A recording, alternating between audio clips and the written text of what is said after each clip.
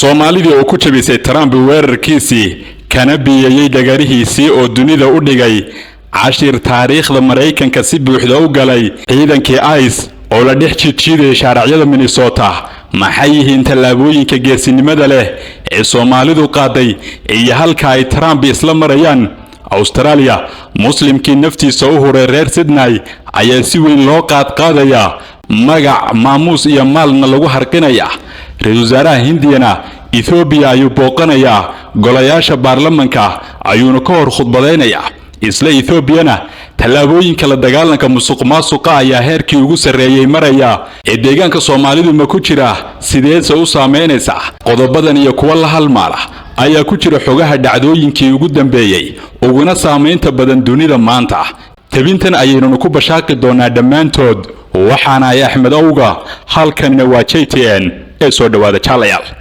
inta aynaan u galin jale waxaad ogtahay waxaadan ogeynba wax ku khuseeyay waxaan ku khuseyninba ayaan si maalinlaha dunida kaaga soo ururinaya halkanna kuugu soo koobayay fadlan like dheh muuqan asxaabtaada gaadsii inaguna soo biro subscribe dheh channelkeena si aad dunida ula socoto ina kaaga tagin haddii aad ka mid tahay asxaabta hore noola joogayna aad baad u mahadsantiin saaxiibayaal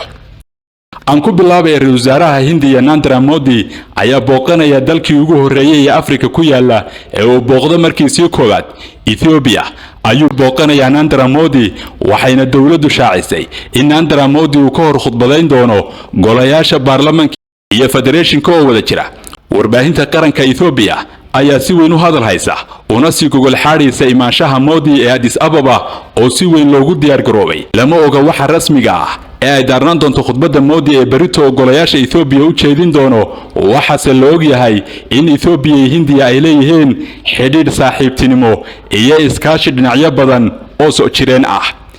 Ethiopia waxay isku diyaarinaysaa doorashada soo aadan oo ah midii toddobaad ee ka dhacaysa Ethiopia waxaana loo mudeeyay inay qabsoonto sanadka 2026 bisha June diyaargarowga axsaabta siyaasadda iyo murashaxiinta ayaana baryahanba si weyn u socda xisbiga mucaaradka ee Zema oo maanta war soo saaray ayaa sheegay inuu doorashadan ka gelayo kana tartamayo guud ahaan dalka meel walba oo ay seejo taalo deegaan walba iyo gobol kasta oo dalka ah xisbiga barwaaqo ee talada haya ayaa isna soo gabagabeeyay kulamo ula yeeshay shacabka dalka kulamadan oo lagu weydiinay tabashada shacabka lagalana tashanay jihooyinka qaranka ee loo socon doono hadeed isla Ethiopia waxa bishanba socda tallaabooyin lagula dirirayo musuqmaasuqa tallaabooyin laga soo bilaabay xagga federaalka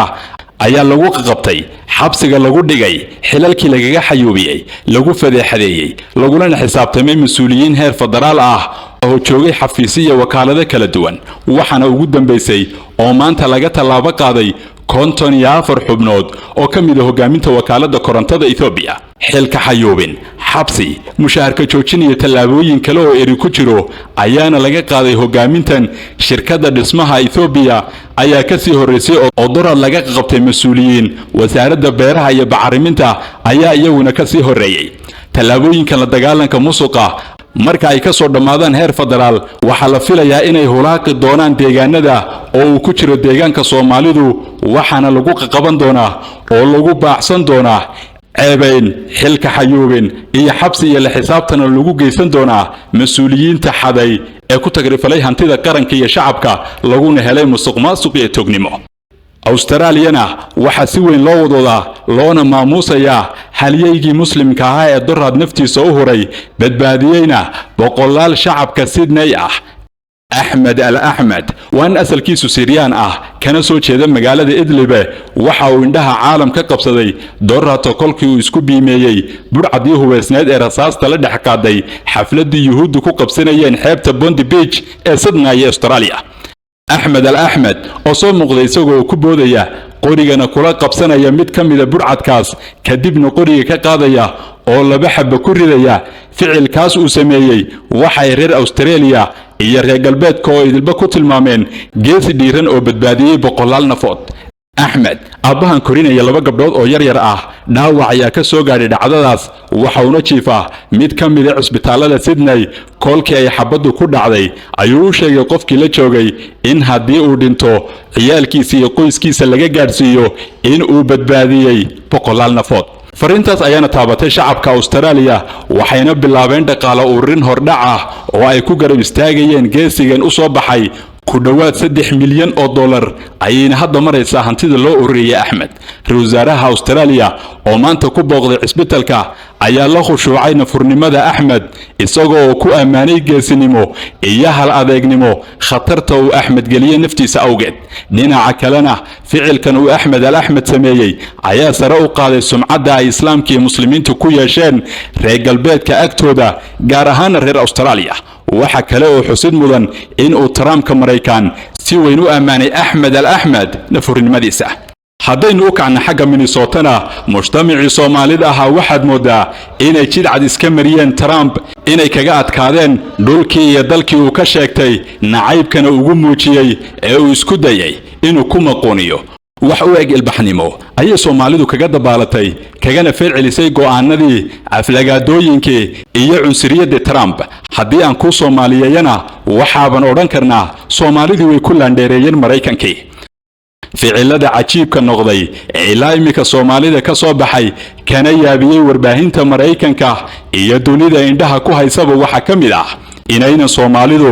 dhagba u dhigeen kana soo qaadeen sidii wax aan dhicin oo kale hantaataci antaraba qashti iyo ciyaar selselidii Trump ku daandaansaday. waxa la yaab noqday jawaabaha kalsoonida hubantida dhiiranaantii ilbaxnimada ah ee xildhibaan Ilhaan Cumar siinayso warbaahinta Mareykanka su'aalaha ku saabsan dagaalka Trump kula jira Soomaalida iyo aflagaadooyinka uu iyada u geystay. ayar si degan oo aan dhibaal ku jirin bay u bixinaysaa jawaabaha laac ah oo hanfigooda wata. waxaana ugu muhiimsan jawaabaheeda inay Trump kaba sheegatay inay kaga xaq mudan tahay dhiig iyo dhuuxana u shubtay dalka Mareykanka wax uu ka qaadi karaana una jirinba iyo in uu dhiman yahayba oo uunaba wax ka soo qaad lahaynba taasoo ka dhigan inay Ilhaan Cumar iskala weyn tahay jawaabo ay siiso Trump. arrin kale oo la yaab noqotayna waa sida ay Soomaalida Minnesota oo la dhaqmayaan ciidankii ICE ee uu Trump u diray qabqabashada iyo tarxiilada Soomaalida. si ka duwan sida laga filan karo qof kasta oo laaji ama qariib ku ah lagana baadi goobaya dal aan dalkiisa ahayn iyo ficilo aanan buuqaba ugu jirin ayay ciidamadii ICE kala kulmayaan Soomaalida. waxaana ka mid ah in lagu maadsanayo oo gabdhaha yaryar iyo kurayga ay TikTokyada ku kala kacsanayaan in laga riwaayadeysanayo oo looba daawasho tagayo meelaha ay ku sugan yihiin iyo in lagu orinayo lala farka ciyaarayo oo laga riwaayadeysanayo. wax kale kuma garatide ciidankii ICE ahaa ee Mareykanku hawlgalkan wuu ku leembaxay kuna fadeexoobay ayaa la oran karaa. dhinaca kalena Soomaalidu waxay halkan ka heleen fursad ay cashir ugu dhigeen Mareykanka inaanay ahayn dad lagu soo degdegi karo haba yaraatee. imika waxay u eg tahay in ay si buuxda isku fahmeen oo isku barteen Trump iyo Soomaalidii. tolow ma isgaran doonaa oo la saaxiibi doonaa mise si batalaqsan doonaa dhoobo waraarid iyo bulaacadaha tuqi Trump-ha. ogowna Trumpka Soomaalida Mareykanka waxba kaga qaadila dal idil oo Venezuela la yiraahdo ayuu madaxweynaha haystay ee Maduro ahaa ka eriyay oo hadda madaxweyne Maduro waxa uu raadsanayaa dal uu magan galo. durbadiiba dawladda Belarus ayaa albaabada u ballaqday oo leh gacmo furan ku soo dhawow Maduro yow kolka ay halkaas marayso. mixnada Soomaalidan garano waxba ay sawiran Soomaaliya oo magangeliyo ugu yaboohdo Maduro calashaan ku xumeynta Trump awgeed ka filo Soomaali wax walba.